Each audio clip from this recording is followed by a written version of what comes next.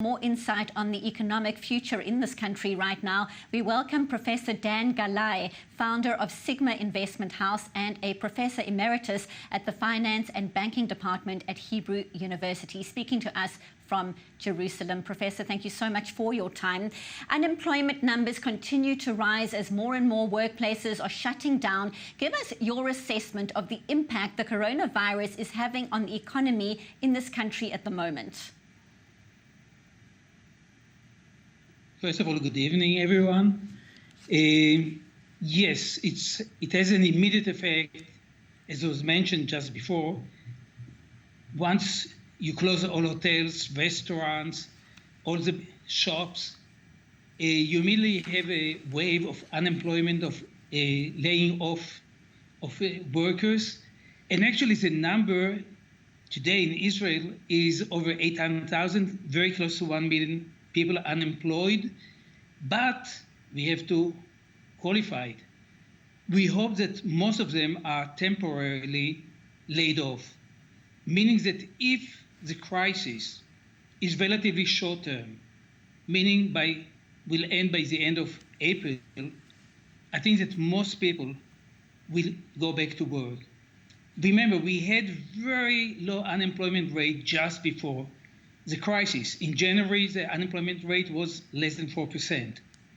So probably if it will end by the end of April, unemployment will go up, but will stay at around 6%, something like that, which is not the end of the world. However, if the crisis will continue towards the summer, June, July, then the impact can be much more severe.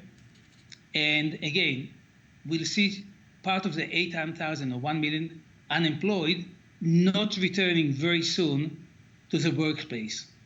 Now, Professor, to that exact point, government is planning for the day after this crisis ends. Those were the words from Benjamin Netanyahu on Wednesday, saying they will help revitalize the economy afterwards. What do you think is needed to help business owners who have had to shut their doors in recent weeks and, as you put it, are hoping that this is just temporary? What would you advise? First of all, I won't wait until the crisis is over to revitalize the economy. I think that measures are needed now.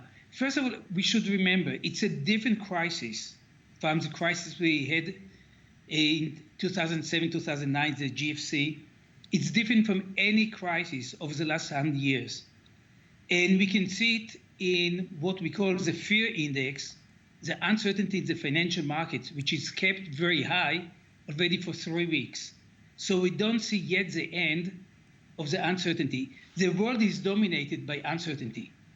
That's a major factor today because nobody knows when it's going to end, and if it's going to end in one place, what will happen, let's say, in the United States or in Europe. And since the world is so connected, the economies are so connected, even if we solve it here in Israel, we'll be affected by what's going on in the United States. So it's much more complicated due to this globalization. I think that measures, therefore, are needed immediately to help the unemployed, to increase the deficit. And again, I come from the University of Chicago, a student of Milton Friedman. Yes, he was afraid that if we'll print too much money, there will be inflation. But today, there is no inflation already for more than 10 years. So we shouldn't be worried about the inflation. We are worried about the coronavirus. We are concerned about the economy. So we should take measures even if later on we'll have some economic issues, we'll have enough time to solve them.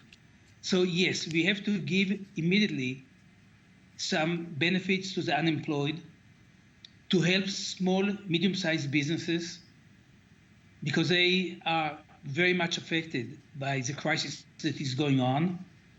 So we should provide them some assistance.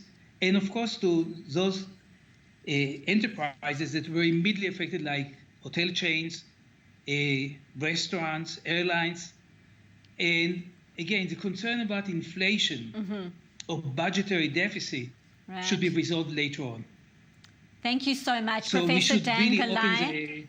Professor, thank you so much. We are going to have to end it there. The founder of Siigma Investment House and Professor Emeritus at the Finance and Banking Department at the Hebrew University, speaking to us from Jerusalem. We appreciate your insight. Now,